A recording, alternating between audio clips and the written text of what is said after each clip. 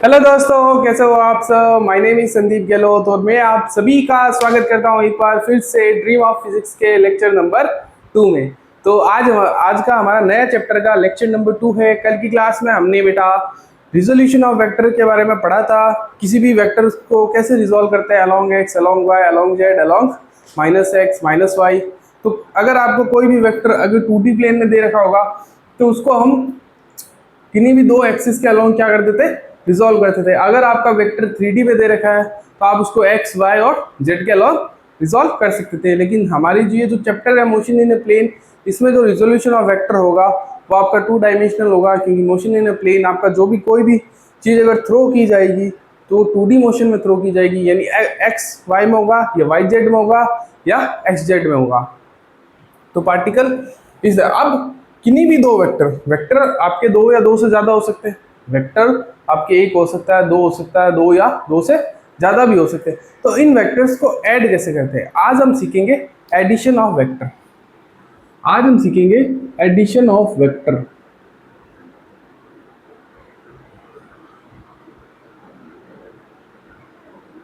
किन्हीं भी दो वेक्टर को ऐड किया कैसे जाता है। अब देखो एडिशन ऑफ वेक्टर, देखो वेक्टर्स के टोटल 3 लॉ है।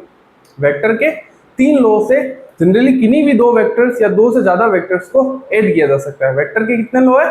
3 लॉ, 3 लॉ ऑफ वेक्टर।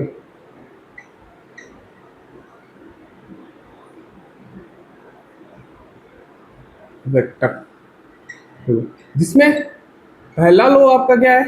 पहला लॉ है आपका triangle law of vector addition.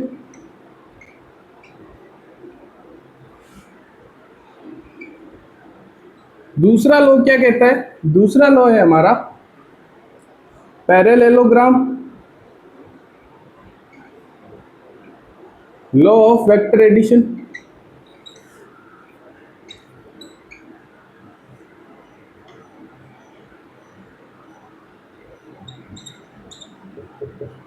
देखो ये जो दो लॉ है, एक और लॉ है जो हम देखेंगे आगे। तो देखो ये triangle law of vector addition, ये पैरेललोग्राम लॉ ऑफ, ये दोनों जो लॉ है ये दोनों सिमिलर तरीके से वर्क करते हैं। यानी ये वाला लॉ और ये वाला लॉ, इन दोनों का जो रिजल्ट आता है, इन दोनों लॉ से जो रिजल्ट आता है वो आपका सेम आता है।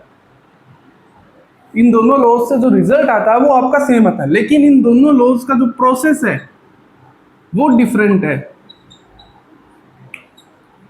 इन दोनों लॉ का जो प्रोसेस है, यानी करने का जो प्रोसेस है वो डिफरेंट है, लेकिन इन दोनों लॉ से जो रिजल्ट आता है वो बिल्कुल आपका सेम आता है। ठीक है, प्रोसेस डिफरेंट है लेकिन रिजल्ट इन दोनों से क्या आता है? सेम आता है। अब देखो, अब पहला लॉ के बारे में हम पढ़ते हैं। सबसे पहला law triangle law of vector addition के बारे में पढ़ेंगे। आप सब इसकी डेफिनेशन लिखिए, आपसे स्कूल में ये सारी चीजें पूछी जा सकती है। कंपटीशन में तो आपके क्वेश्चंस आने वाले हैं, लेकिन स्कूल में रिलेटेड आपकी कुछ डेफिनेशंस पूछी जा सकती है। When two vectors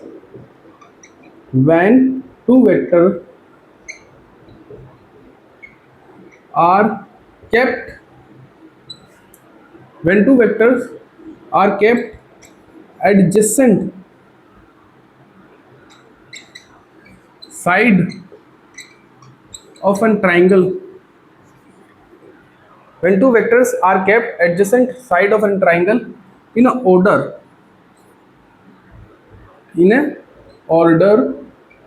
then the resultant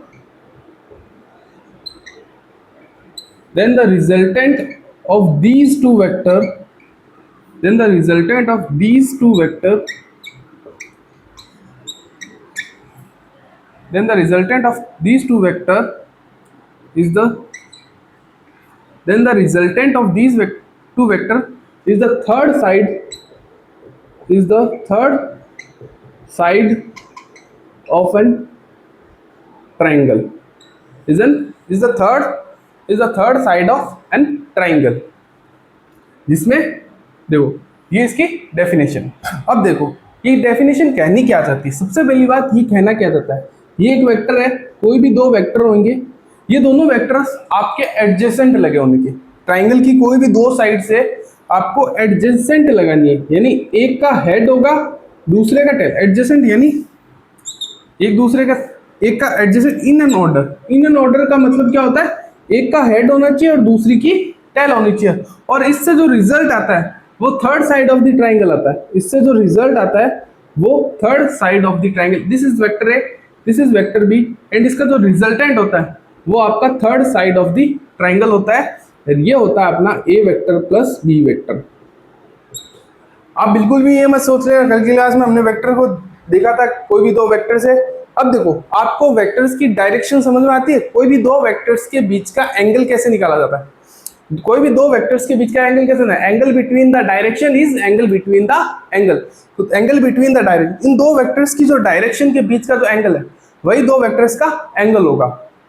अब देखो किन्हीं भी दो वेक्टर्स को हम एडजेसेंट रखते हैं और जो और ऑर्डर में रखते हैं। ध्यान रखना ऑर्डर में रखते हैं। ऑर्डर का मतलब क्या होता है, एक का हेड दूसरे का tell.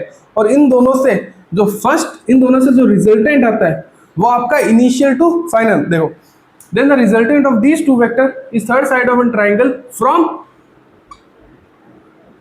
Initial to final vector. ये लिख लो, यानी जो third side of the triangle होता है वो फ्रॉम इनिशियल टू फाइनल हमारे को देखने को मिलता है। अब देखो इस चीज को आपको मैं अच्छे से कुछ एग्जांपल्स के साथ समझाता हूँ। ये डेफिनेशन आपने लिख ली, ये भी आप लिखना है, ये चीजें आपको स्कूल में लिख के आनी है। अब देखो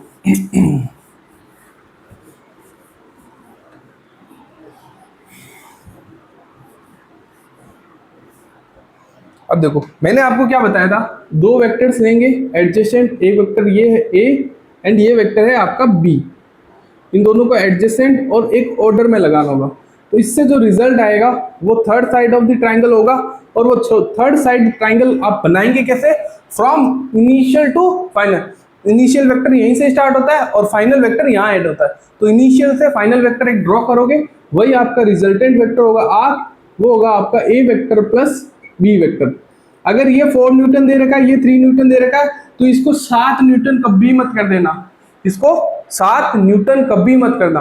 अब ट्राइंगल के लॉ को समझ के हम इसका रिजल्टेंट वेक्टर कैसे निकालते हैं वो ध्यान से सुनना। देखो angle between the vector is angle between the direction. Angle between the vector is angle between the direction.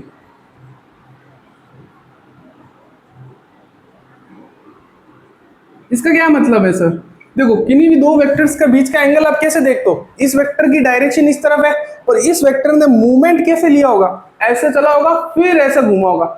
ये वेक्टर ऐसे चला होगा फिर ऐसे घुमा। आप सभी ने गाड़ी चलाई होगी, पहले गाड़ी सीधी गई फिर आपने एक टर्न लिया, तो आपने सीधे चलते हुए ऐसे टर्न लिया, तो आपने जो एंगल घुमा है वो ये वाला एंगल टर्न किया है। तो बंदा जा इधर रहा था, टर्न उसने इस तरीके से लिया है। तो ये होगा दो वेक्टर्स के बीच का एंगल, ये नहीं होगा किन्हीं भी दो वेक्टर्स के बीच का एंगल, ये नहीं होगा। दो वेक्टर्स के बीच का एंगल मैंने आपको पहले भी सिखा रखा है motion in a straight line chapter में। तो अगर ये एंगल है तो हमें क्या निकालना है, हमें निकालना है दिस इज आर वेक्टर। तो देखो आप क्या करो, रिजोल्यूशन ऑफ वेक्टर का यूज करो, यहाँ पे एक परपेंडिकुलर ड्रॉप करो और ये p की वैल्यू क्या होगी आप सबको पता है, ये p की वैल्यू होगी b sin थीटा और ये होगा अपना b cos थीटा। अब देखो अब ट्राइंगल बनना है क्या, ये बन गया a, ये कुछ बन गया अपना b sin थीटा, ये अपना कुछ perpendicular b sin theta and ये दिस इज द अपन रिजल्टेंट एंड ये अपना है रिजल्टेंट वेक्टर r और ये एंगल है हमारा 90 डिग्री। अब देखो रिजल्टेंट वेक्टर निकालने का फॉर्मूला क्या होता है, आप पाइथागोरस थ्योरम से भी निकाल सकते हो। r वेक्टर r का square is equal to a plus b sine theta का स्क्वायर। क्यों, क्योंकि this is vector a plus b sine theta, तो a plus b sine theta का square plus b sine theta का whole square. तो यही तो होता है h square is equal to p square plus b square. यही तो होता है पाइथागोरस थ्योरम से हिसाब से आप इसका रिजल्टेंट मैग्नीट्यूड निकाल सकते हो। ये रिजल्टेंट मैग्नीट्यूड आएगा कितना वो ध्यान से देखिए, a square plus b square sine square theta plus 2ab sine theta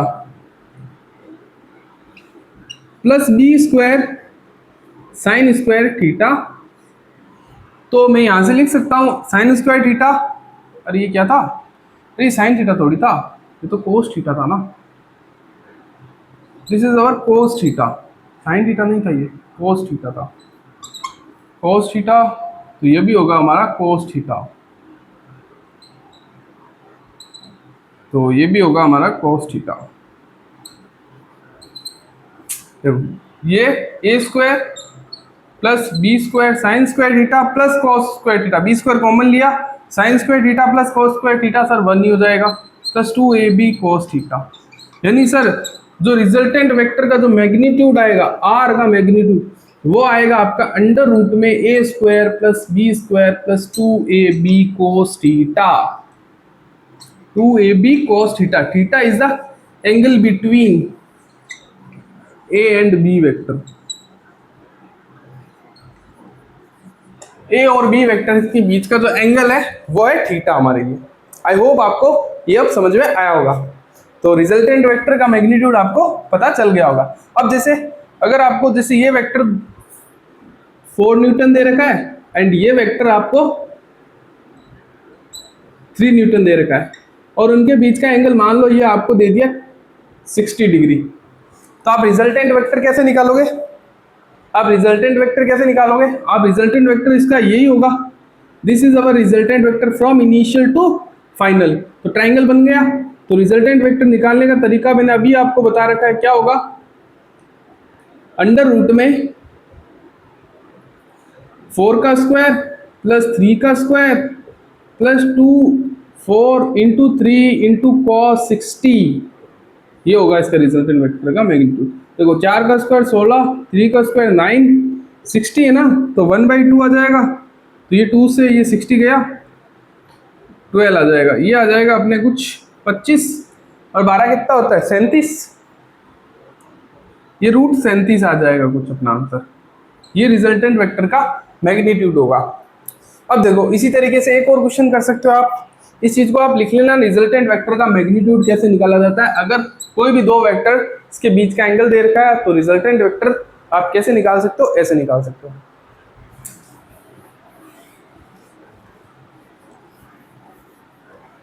अब देखो अगला एग्जांपल देख लो, ये एक वेक्टर है, एक वेक्टर है, ये दोनों के बीच का एंगल इस बार कितना है आपको पता होगा, resultant vector from initial to final आएगा, फ्रॉम इनिशियल, इनिशियल वेक्टर इसकी टेल है, ये टेल है इनिशियल, ये फाइनल का दूसरे का हेड है, तो आपका जो वेक्टर आएगा फ्रॉम इनिशियल टू फाइनल आएगा दिस। तो आप लगाओ दो वेक्टर्स के बीच का एंगल कैसा है, ये वेक्टर ऐसे चल के 90 डिग्री टर्न किया है, ऐसे चल के 90 डिग्री टर्न किया, इन दो वेक्टर्स के बीच का जो एंगल है दैट शुड बी 90 डिग्री।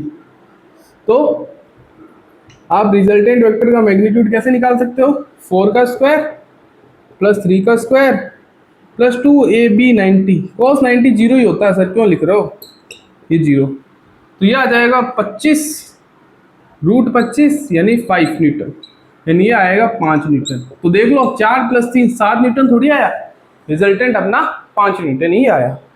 तो आई होप आपको ये चीज अब समझ में आई होगी।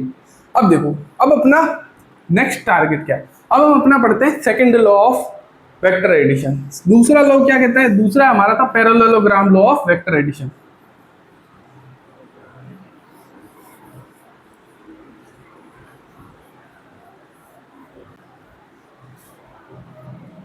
और जो तीसरा लॉ हमारा जो मैं आपको पढ़ाऊंगा वो कल की क्लास में पढ़ाऊंगा, वो हमारा है polygon law of vector addition. उसमें कुछ नहीं बेटा, उसमें जनरली आपको 2 या 2 से ज्यादा वेक्टर्स को ऐड करते हैं। इनमें कंडीशन थी आप मिनिमम 2 वेक्टर्स को ऐड कर सकते हो, 2 वेक्टर्स को, उसमें 2 से ज्यादा वेक्टर्स को ऐड किया जाता था। देखो अब हमारा दूसरा लॉ है parallelogram law of vector addition, gram law of vector addition. अब इस ये क्या कहता है, ये सिंपल है, ये भी काफी सिंपल है। जिस तरीके से ट्रायंगल लॉ थोड़ा सा दिखता था, अब ये इससे भी सिंपल है। ये क्या कहता है, when when two vector are kept co-initially, when two vectors are kept co-initially, then the resultant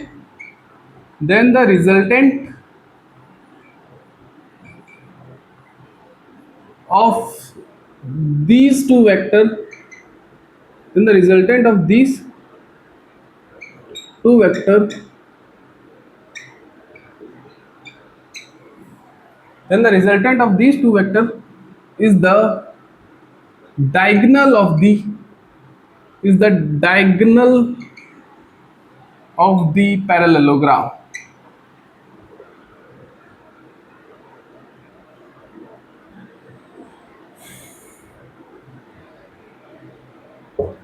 देखो इसका मतलब क्या है, किन्हीं भी दो वेक्टर्स को, जैसे ये वेक्टर ए है, ये वेक्टर हमारा बी है।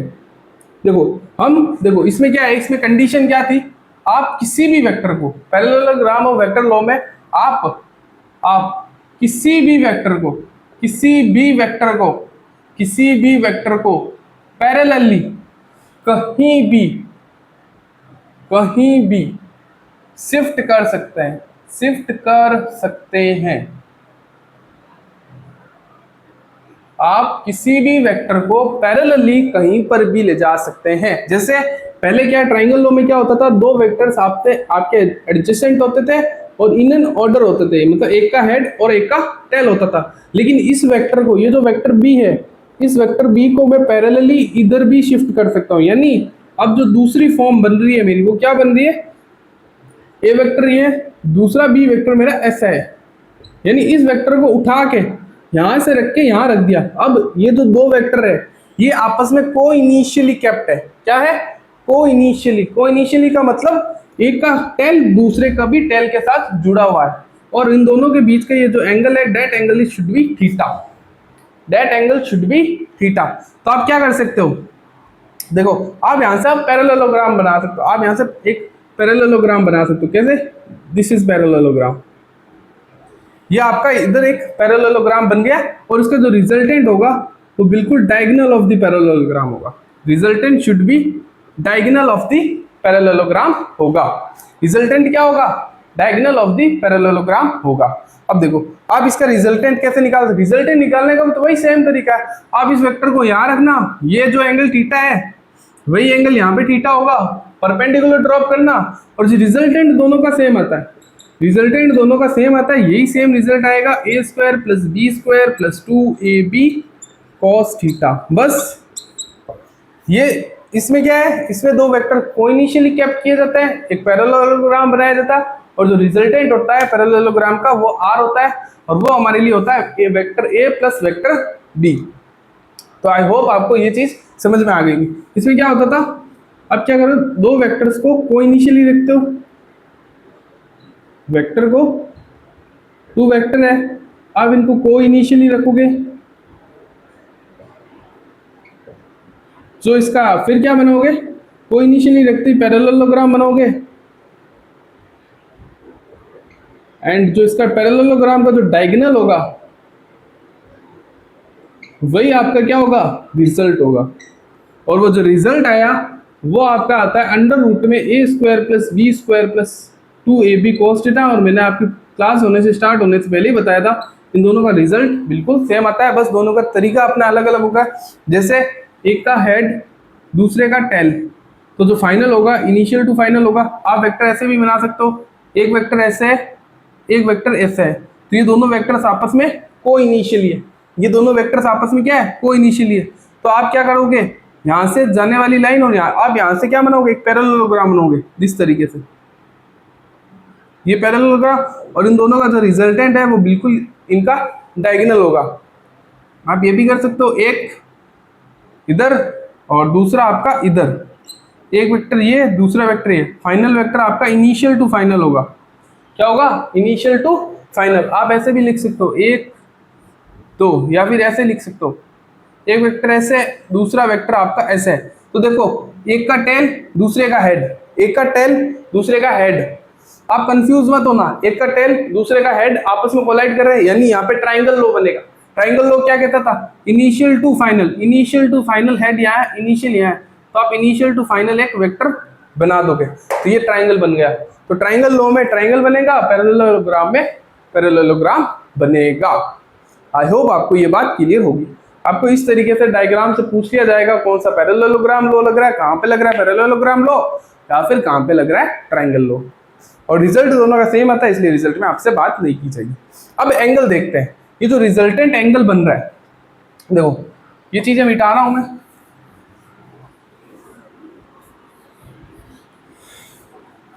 अब ये जो एंगल देख रहे हैं, ये जो एंगल बन रहा था, दिस वेक्टर ए, ये पैरेललोग्राम लो खत्म हो गया, ये वेक्टर हमारा था बी। तो देखो इन दोनों के बीच का एंगल हमारे पास थीटा था, इसी को इधर शिफ्ट कर देंगे तो ये थीटा हो जाएगा। अब देखो मुझे क्या निकालना है, ये जो रिजल्टेंट वेक्टर आर बन रहा है मेरा, ये जो भी रिजल्टेंट वेक्टर आर मेरा बन रहा है, ये रिजल्टेंट वेक्टर आर और इस ए वेक्टर के बीच में ये एंगल अल्फा है, मान लेता हूँ ये अल्फा मुझे निकालना है, क्या होगा। तो ये अल्फा कैसे निकालते हैं, तो बहुत सिंपल है, आप क्या करोगे, वापस परपेंडिकुलर ड्रॉप करोगे, ये आपका क्या हो जाएगा बी कोस थीटा, ये आपको हो जाएगा बी साइन थीटा। जिस तरफ एंगल होता है उस तरफ कॉस होता है और सामने वाला अपना परपेंडिकुलर होता है, ये बी साइन थीटा हो जाएगा। तो आप टेन अल्फा इजीली लगा सकते हो यहाँ से, टेन अल्फा क्या होगा, टेन अल्फा होगा बी साइन थीटा, सामने परपेंडिकुलर और बेस है ये पूरा, अपॉन में a plus b cos theta. Theta आपको नॉन होगा, ए भी आपको पता होगा, बी भी आपको पता होगा, आप अल्फा निकाल सकते हो यहाँ से। तो टेन अल्फा आप यहाँ से इस तरीके से निकाल सकते हो। अगर पैरेललोग्राम लो दे रखा होगा तब भी आप जनरली इस वेक्टर को इधर शिफ्ट कर लेना, एंगल निकाल लेना, या फिर इन दो वेक्टर्स के बीच का एंगल निकाल लेना और वही एंगल आप इसमें पुट कर देना, आपको टेन अल्फा मिल जाएगा। उसमें क्या होगा, this vector A, this vector B, ये जो रिजल्टेंट वेक्टर, इन दो वेक्टर्स के बीच में एंगल थीटा, तो जो रिजल्टेंट वेक्टर होगा जो बिल्कुल परपेंडिकुलरली डायगोनल को क्रॉस करेगा, and this angle is alpha, और ये एंगल अल्फा आप इस थीटा से मदद से निकाल सकते हो। ये थीटा आप इसके अंदर पुट करना है, यहाँ से आपका अल्फा निकल के आ जाएगा। और कंसेप्ट समझना है तो आप ट्राइंगल लो लगा के ये डायरेक्ट परपेंडिकुलर ड्रॉप करके बेस के जरिए से आप इसको आसानी से निकाल सकते हैं। तो ये चीज आपको अब क्लियर हो गई होंगी। अब देखो, अब देखते हैं मैक्सिमम रिजल्टेंट कब होगा और मिनिमम रिजल्टेंट कब होगा, इस चीज के बारे में हम डिस्कशन करते हैं। फिर मैं आपको लास्ट में इसकी समरी भी दे दूंगा। मैक्सिमम रिजल्टेंट है, मिनिमम रिजल्टेंट। अब देखो किन्हीं भी दो वेक्टर्स को हम पैरेलली कहीं पर भी मूव कर सकते हैं, ये बात हमने कर दी।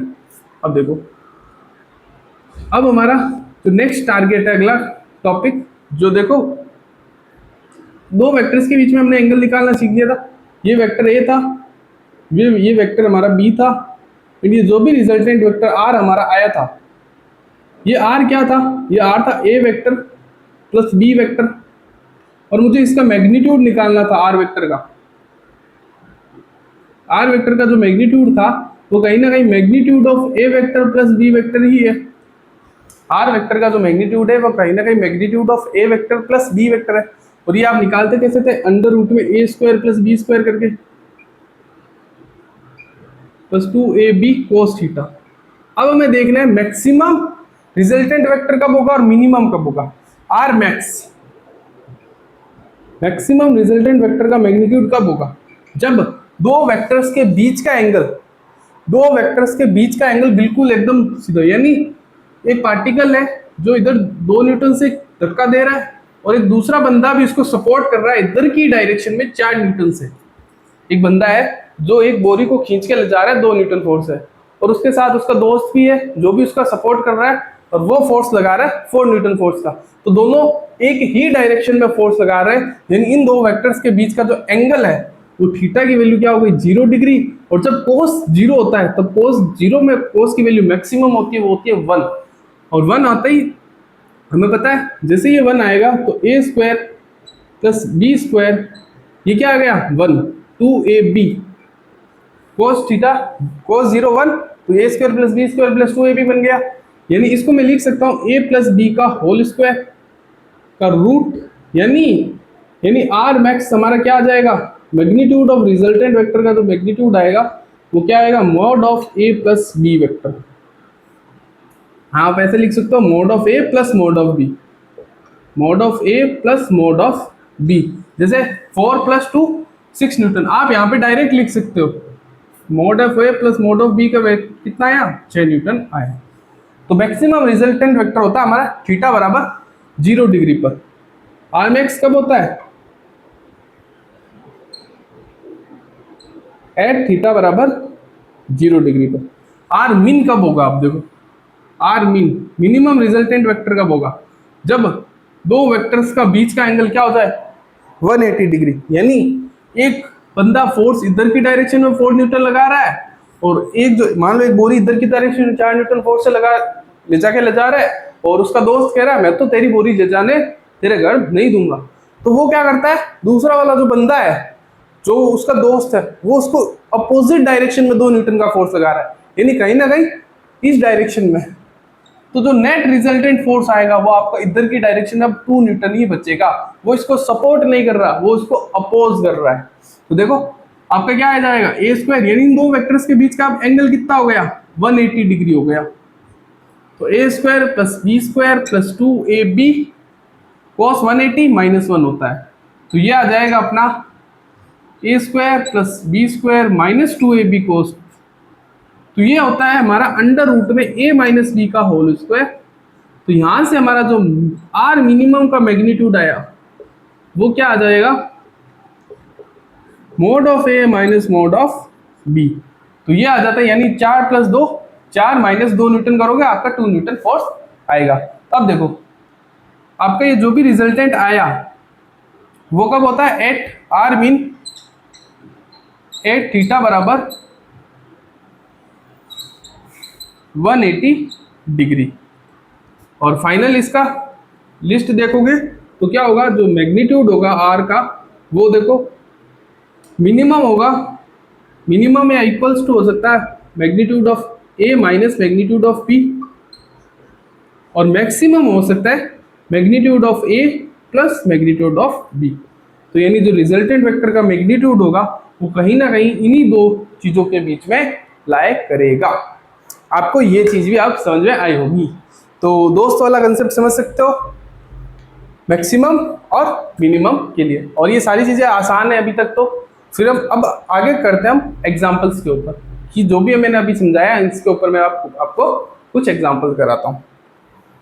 आई होप मैं ये मान के चल रहा हूँ बेटा कि आपको ये क्लास समझ में आ रही है। कोई भी दिक्कत हो तो मुझे डाउट में या कमेंट सेक्शन में जरूर बताइए कि सर यहाँ दिक्कत आ रही है, आप यहाँ पर सुधार कीजिए थोड़ा, तो मैं वहाँ पर काम करूँगा। और अगर आपको वीडियो अच्छा लग रहा है तो आप इसको लाइक करके मुझे ये बताइए कि हाँ सर हमें सारी चीज़ें समझ में आ रही है। तो अब देखो अपना नेक्स्ट पार्ट, अब हम अपने क्वेश्चंस के ऊपर जाते हैं। पहला क्वेश्चन जब मैंने आपसे पूछा ही था वो वाला क्वेश्चन पूछ लिया। दो वेक्टर्स आपको दे रखे होंगे, जैसे एक ये वेक्टर है, बॉडी 4 न्यूटन इधर लग रहा है और 2 न्यूटन आपका कुछ इस डायरेक्शन में लग रहा है, और इन दो वेक्टर्स का बीच का एंगल है 60 डिग्री। तो आप रिजल्टेंट वेक्टर का मैग्नीट्यूड कैसे निकालते थे, यही करके निकालते थे, अंडर रूट में a का स्क्वायर प्लस b का square plus 2ab cos theta. तो 4 का स्क्वायर प्लस 2 का स्क्वायर, दोनों के बीच का एंगल 4 × 2 60। तो ये cos 60 ये टूट तो गया, तो बचा क्या, 4 का स्क्वायर 16, 2 का स्क्वायर 4 प्लस 4 दूनी 8। आई होप ये आपको समझ में आ रही होगी। 16 8 4 12 28 आपका आंसर आ जाएगा, यानी जो रिजल्टेंट वेक्टर का मैग्नीट्यूड आएगा वो आपका 28 आएगा। अब देखो नेक्स्ट आपका ये वेक्टर ये दे रखा है 4 न्यूटन, ये दे रखा है आपका 2 न्यूटन। तो रिजल्टेंट वेक्टर का जो मैग्नीट्यूड है वो आपको पता ही होगा, वो बिल्कुल इसके डायगोनली आएगा, एक पैरेललोग्राम बनेगा, और वो जो आएगा वो अंडर रूट पे a² प्लस b² होगा। तो वैल्यू पुट करना, आंसर निकाल लेना। तो अब आपको ये चीज तो समझ में आ गई होगी। अब किन्हीं भी दो वेक्टर, जैसे ये 4 न्यूटन है, ये आपका 2 न्यूटन है, इन दोनों वेक्टर्स के बीच का एंगल 120 डिग्री दे रखा है। तब आप कैसे करोगे? तब आप वही वही फॉर्मूला तो वही लगाओगे, अंडर रूट में ए स्क्वायर, अगर दो अलग अलग वेक्टर है तो 4a² plus B square plus 2ab cos theta. तो आप करोगे क्या? आप करोगे वही 4 का स्क्वायर प्लस 2 का स्क्वायर प्लस 2 इंटू 4 इंटू 2, और ये आपका आ जाएगा कॉस 120 डिग्री। और ये चीजें मैंने आपको बेसिक मैथमेटिक्स में निकालनी सिखाई थी। जब मैंने बेसिक मैथमेटिक्स पढ़ाई थी तब ये चीजें मैंने आपको सिखा दी, या फिर ये चीजें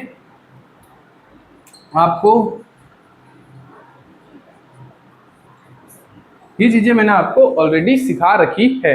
तब आप इन सब चीज़ों को वहाँ जाके आप देख सकते हो। और वैसे अगर मैं इसको डायरेक्ट करना सिखाऊं तो यहाँ पर भी सिखा सकता हूँ। देखो cos 120 डिग्री को आप कैसे सीख सकते हो?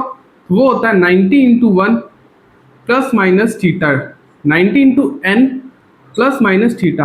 जब n की वैल्यू ओड होती है, देखो n जब ओड होता है तब आपका साइन है वो cos में कन्वर्ट हो जाता है, cos साइन में वो सारी चीज़ें आपकी कन्वर्ट हो जाती है।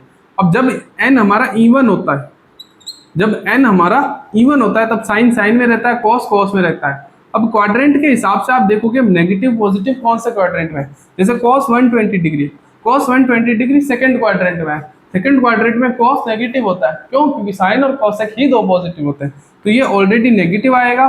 cos इसको तोड़ो 90 इंटू 1 प्लस 30 डिग्री में, तो ये 1 है कि साइन में कन्वर्ट हो गया, नेगेटिव का नेगेटिव बचा 30, और साइन 30 माइनस हाफ होता है। तो देखो यहाँ से आपका आंसर निकल के आया अंडर रूट में 4 का स्क्वायर प्लस 2 का स्क्वायर माइनस आ जाएगा 2 इंटू 4, 2 यहाँ आ जाएगा हाफ, एक हाफ से हाफ बेटा 4 आ गया, 4 का स्क्वायर प्लस इसको लिखो तो 16, इसको लिखो 4, इसको लिखो 8, तो ये आया अंडर रूट में 12 आपका आंसर रिजल्टेंट वेक्टर। तो ये आएगा इधर की डायरेक्शन में कुछ 12 इस तरीके से। ये चीज आपको क्लियर। अब आपको कोई भी एंगल दे रखा होगा किन्हीं भी दो वेक्टर्स के बीच का, आप एंगल रखना, फॉर्मूला लगाना, आंसर पाना। अब हम देखते हैं एक लास्ट पार्ट आज की क्लास का हम पढ़ेंगे, फिर हम अपनी क्लास को एंड करेंगे। तो ये जो लास्ट पार्ट है ना आज की क्लास का, ये काफी इंपॉर्टेंट है। ये कल की क्लास में स्टार्टिंग में भी एक बार रिकैप करवाऊंगा, और क्योंकि ज्यादातर यही लास्ट वाला पार्ट ही हमारी फिजिक्स में यूज होता है। when two equal vector are given, अगर हमें जब कभी भी दो इक्वल वेक्टर दे रखे हैं, यानी दो वेक्टर्स का जो मैग्नीट्यूड है मोड ऑफ ए और मोड ऑफ बी ये इक्वल है, और मान लेता हूं इसको मैं कुछ p, इसको मैं मान लेता हूं कुछ p, तब इन दो वेक्टर्स के बीच का इनके बीच का रिजल्टेंट वेक्टर क्या होगा उसको हम एनालाइज करके देखेंगे। देखो ये वेक्टर a है, ये वेक्टर b है, इन दो वेक्टर्स का बीच, ये दोनों वेक्टर्स आपस में बराबर है और इन दोनों के बीच का ये एंगल थीटा है, तो रिजल्टेंट वेक्टर आपका कुछ ये होगा, यानी mod of A is must be equal to mod of B, और इसको हमने मान लिया p। तो फॉर्मूला तो वही लगाएंगे रिजल्टेंट वेक्टर निकालने के लिए, अंडर रूट में a square plus B square plus 2ab cos theta. तो a स्क्वायर की जगह p स्क्वायर लिख देना, b स्क्वायर की जगह p स्क्वायर लिख देना, 2p स्क्वायर कोस थीटा। तो 2p square plus 2p square cos theta का होल रूट, 2p स्क्वायर बाहर निकाला 1 प्लस कोस थीटा का होल रूट। अब देखो 1 प्लस कोस थीटा, आपको कोस 2 थीटा का एक फॉर्मूला पता होगा, this is half angle formula, वो होता है आपका 2 cos स्क्वायर थीटा माइनस 1। इस माइनस 1 को इधर लेके जाऊंगा तो cos 2 theta plus 1 is equal to हो जाता है 2 cos स्क्वायर थीटा। अब देखो इस 2 थीटा को मुझे थीटा में कन्वर्ट करना है, क्योंकि मैंने मुझे 1 प्लस cos थीटा क्या है, ये एक हाफ एंगल फॉर्मूला है, अगर यहाँ थीटा हो जाएगा तो यहाँ थीटा बाई 2 हो जाएगा, तो इसको मैं थीटा लिख रहा हूँ प्लस 1, इधर थीटा है तो इधर थीटा बाई 2 हो जाएगा। This is half angle formula. तो इसकी जगह मैं ये लिख दूं, तो 2p स्क्वायर इसकी जगह मैं लिख रहा हूँ 2 square 2 cos square theta by 2 का होल रूट। तो ये आ जाएगा 4p स्क्वायर यानी 2p। कॉस का स्क्वायर रूट से कटा तो cos theta by 2, 2p cos theta by 2। ये आ गया आपका रिजल्टेंट वेक्टर का magnitude. This is very important. ये आपका रिजल्टेंट वेक्टर का मैग्नीट्यूड वेरी इंपॉर्टेंट है, क्योंकि कभी भी दो वेक्टर्स आपको दे रखे होंगे, उनका बीच का एंगल दे रखा हो, इक्वल वेक्टर्स होंगे, एंगल रखना, डायरेक्ट रिजल्टेंट वेक्टर यहाँ से निकाल लेना। और अब देखो इसका फायदा क्या हुआ। अब इसको करने का फायदा क्या हुआ, तो देखो जैसे एग्जांपल से समझते हैं। 2 न्यूटन इधर लग रहा है, 2 न्यूटन ही इधर लग रहा है, तो रिजल्टेंट वेक्टर निकालने के लिए मुझे क्या करना पड़ेगा, 2 न्यूटन दोनों वेक्टर सेम है, इक्वल है, और उन दोनों के बीच का एंगल कितना है, 0 डिग्री। इक्वल वेक्टर है, उन दोनों के बीच का एंगल 0 डिग्री है, तो 2p की जगह आप 2 रखोगे, cos 0 कितना होता है 1, तो 4 रिजल्टेंट वेक्टर आ गया 4। अगर ये दो वेक्टर 2 न्यूटन फोर्स ऐसे लग रहा है, 2 न्यूटन फोर्स आपका ऐसे लग रहा है, और उनके बीच का एंगल आपको 120 डिग्री दे रखा है, तो आप रिजल्टेंट वेक्टर यहाँ से डायरेक्ट निकालोगे, 2 इंटू 2 कॉस थीटा की जगह कितना है 120 डिवाइडेड बाई 2, तो ये आ जाएगा 60। कॉस 60 कितना होता है 1/2, तो 2 इंटू 2 इंटू 1/2, तो ये आ जाएगा आपका 2। तो रिजल्टेंट वेक्टर आपका आएगा बिल्कुल बीचों बीच 2 न्यूटन। आप एक पैरेललोग्राम बनाना और रिजल्टेंट वेक्टर बिल्कुल उसका डायगोनल होना। तो किन्हीं भी दो वेक्टर्स दे रखेंगे तो आप यहाँ पे एंगल रखना, आप उसका रिजल्टेंट वेक्टर निकाल लेना। अब कुछ वेरी इंपॉर्टेंट जो सबसे ज्यादा फिजिक्स में काम आते हैं नॉन, आपको उनको याद ही रखना डायरेक्ट। कुछ सम इंपॉर्टेंट एंगल्स बता देता हूं जब इक्वल वेक्टर्स दे रखे होंगे। इस चीज को लिख लिया,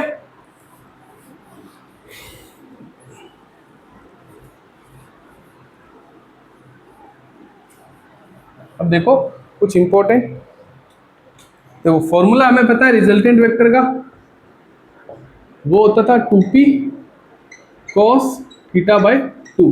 अब देखो किन्हीं भी दो वेक्टर्स का बीच का एंगल जब हमारे 0 डिग्री दे रखा होता है, जैसे दो वेक्टर्स का एंगल जब भी 0 डिग्री दे रखा हो तब रिजल्टेंट वेक्टर क्या होता है, जैसे पहला 2 न्यूटन ऐसे, 2 न्यूटन ऐसे, तो थीटा की वैल्यू 0 डिग्री थी, तो जो रिजल्टेंट वेक्टर आता था वो हमारा क्या आता था 2p, यही आता था। और इसको रखते कैसे थे 2p cos थीटा बाई 2, तो यहाँ से रिजल्टेंट वेक्टर आपका निकल के आ जाता था 2p।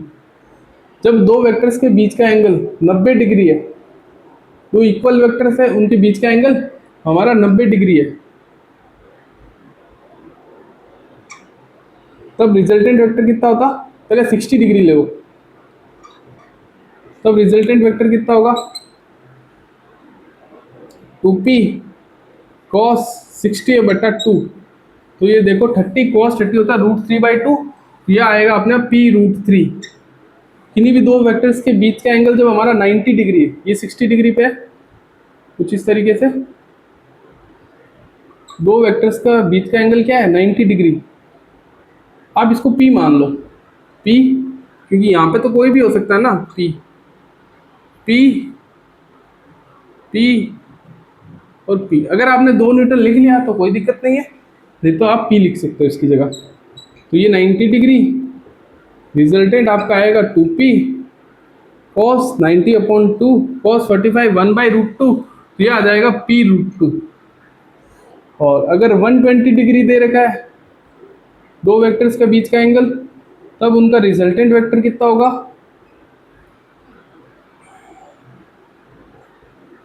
2p cos 120 divided by 2, तो यह आ जाएगा अपना p सिर्फ। और जब उनके बीच का एंगल आपको 180 डिग्री दे रखा है, इधर p इधर भी p, और उन दोनों के बीच का एंगल आपको 180 डिग्री, तो रिजल्टेंट वेक्टर आपका आएगा 2p cos 180 डिवाइडेड बाई 2, तो ये आ जाएगा आपका 0। तो इन 5 को आपको बेसिकली लर्न करना है। 0 डिग्री है तो डायरेक्ट 2p, 60 डिग्री आ रहा है तो p√3, 90 डिग्री आ रहा है तो p√2, 120 डिग्री आ रहा है तो p, 180 डिग्री आ रहा है तो 0। आज की क्लास बेटा हम यहीं पे रखेंगे। कल की क्लास में मैं आपको इसके कुछ एग्जांपल्स और आगे फर्दर क्वेश्चन सॉल्व करते हुए हमारा ये वेक्टर्स का जो चैप्टर है वो आगे कंटिन्यू रखेंगे। 2-1 लेक्चर्स के बाद हम अपने मोशन इन ए प्लेन वाले चैप्टर्स में स्टार्ट कर जाएंगे, क्योंकि वेक्टर्स को सिखाना बहुत इंपॉर्टेंट होता है। क्यों? क्योंकि वेक्टर्स हमारी पूरी फिजिक्स को लेके आगे चलती है। तो इसको मैं वैसे भी पार्ट्स में पढ़ा रहा हूँ, एक चैप्टर्स लेके नहीं पढ़ा रहा, तो आपके लिए ये थोड़ा इजी रहेगा। तो थैंक यू सो मच बेटा आज की क्लास एंजॉय करने के लिए। अगर आपकी आज की क्लास आपको अच्छी लगी, पसंद आई, तो इसको लाइक करना, कमेंट करना और शेयर भी जरूर करना अपने दोस्तों को। तो थैंक यू सो मच बेटा। जय श्री कृष्णा, राधे रहिए, राधे राधे, हंसते रहिए, खुश रहिए और मचाते रहिए। तो जय हिंद, जय भारत।